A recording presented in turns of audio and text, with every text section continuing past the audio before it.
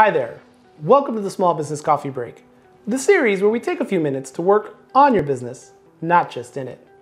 Today we talk with Felipe Isaza, CEO of Function Inc., a managed IT and cybersecurity firm right here in Miami, Florida, about what are some common cyber threats. Felipe is an author and passionate about helping small business owners avoid cyber threats. So grab a cup of coffee and let's get into it.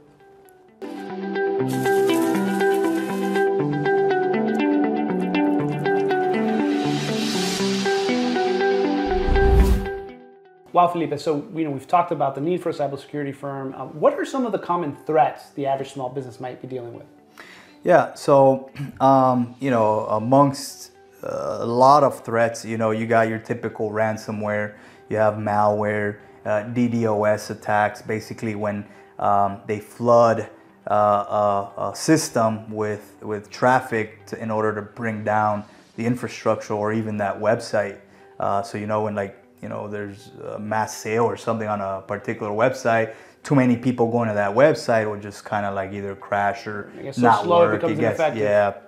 And I think one of the most recent ones that we're kind of that's surfacing and experiencing is that when threat actors try to figure out ways to get in and try to figure out exploits in infrastructures and they don't have any other way, they're resorting to reaching out to personnel. In this case, imagine a disgruntled employee being offered $500,000 to simply install a malware on their system and basically let them handle the rest. So those are opportunities that are starting to surface. I imagine a $10 an hour employee, hey, what can they do with 500,000, Right. Well, and it's funny, I think that we have to kind of broaden it, right? Because you and I think, well, installing hardware requires like all of this process, but this could be like plugging in a USB drive or a USB drive, downloading, opening an email. An email, simply just by opening up the email that gives them full range. Right. And because, I guess they're, ransomware being where they somehow encrypt or slow down your network to the point where you're inoperable, and they basically, they're extortion, right? Yeah, they basically encrypt your data, leaving you basically your content or data useless. And so you're out of business until you get that. You're basically out of business till you find some type of solution or pay the ransom. Right, and in a DDoS, the designated denial of service attack. Denial of services. And those are again just where they basically bombard your system with so many digital requests that you can't do much with it. It's what happens. When something terrible happens or something awesome happens and everybody runs to CNN.com or FoxNews.com, where exactly. you basically, the servers can't keep up. And imagine for a small business, that's a kind of a big deal.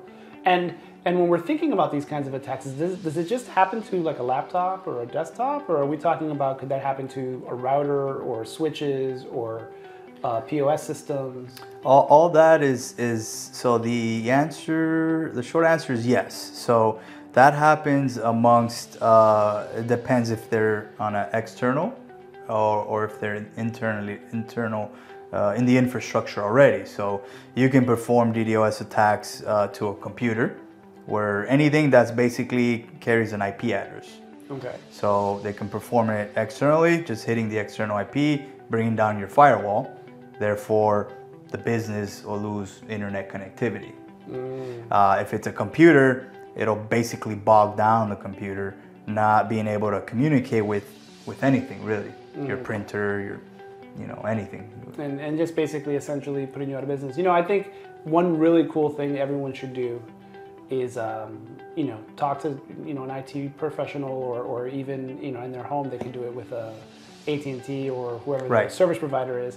How to get access to the router and see just how many IP addresses are being given. Oh yeah, absolutely, yeah. Because though I'm sure the passwords that are being used for wireless access points might not be the best. What I've seen is, phone numbers. You simply look up DNA and just, try the phone number. Let's keep the cyber conversation going. If you have any questions for Felipe, ask him in the comments, or I put his contact information in the description. If you have any questions you'd like me to ask Felipe or any other professional in their field, my contact information is also in the description, and I'm always available through a direct message.